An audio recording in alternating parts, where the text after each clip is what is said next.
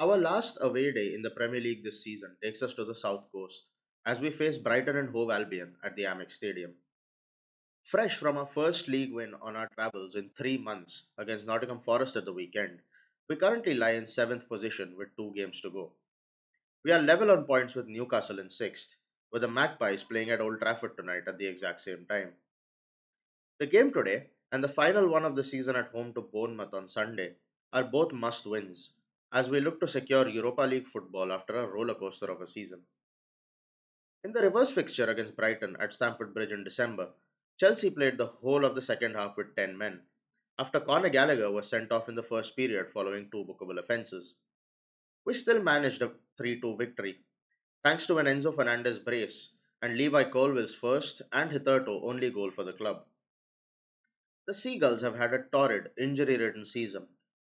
After losing the midfield duo of Moises Caicedo and Alexis McAllister last summer, they have had key players like Pervis Estupinian, Kaoru Mitoma, and Solly March out for large parts of the season. They are currently in 10th place and have nothing left to play for. Roberto De Zerbi's men, though, will be looking to end the season on a positive note. Their last league games are both at home, against Chelsea tonight and Manchester United on Sunday. After going 6 matches without a win, Brighton have had a couple of encouraging results in the last couple of weeks. In their last game at the Amex, they beat Champions League chasing Aston Villa 1-0 before holding Newcastle United to a 1-1 draw at St James's Park last Saturday. Let's now take a look at the team news for both sides. Chelsea's injury list has looked never ending at times this season, but it is Brighton's that is longer going into this match. This was their starting 11 in the last game against Newcastle.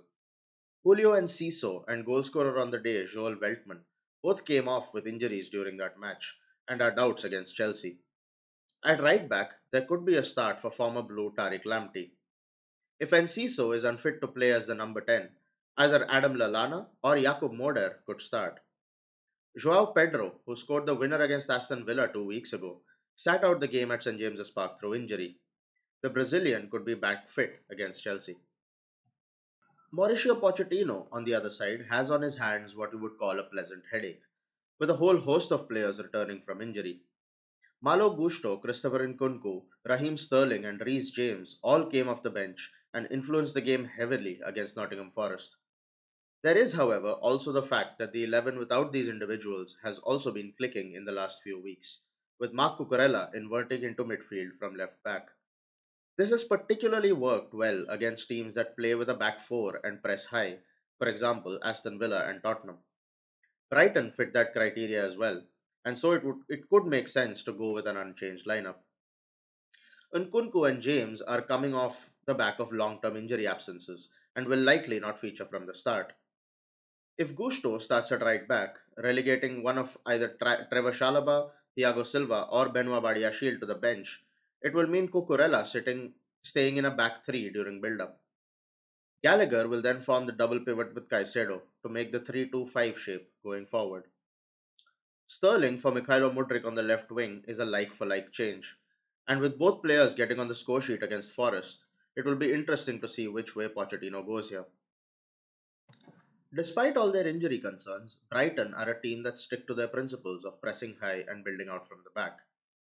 They press in a 4-4-2 shape, and if the strikers are really aggressive in engaging the centre backs, we should have a 3 versus 2 in the first phase of build up. Silva could be key for us in this case, as he is neither afraid to carry the ball into space nor to play penetrative passes through the lines. The Chelsea right hand side is an area where we could find some joy, with Brazilian Igor, a centre half by trade, filling in at left back for Brighton.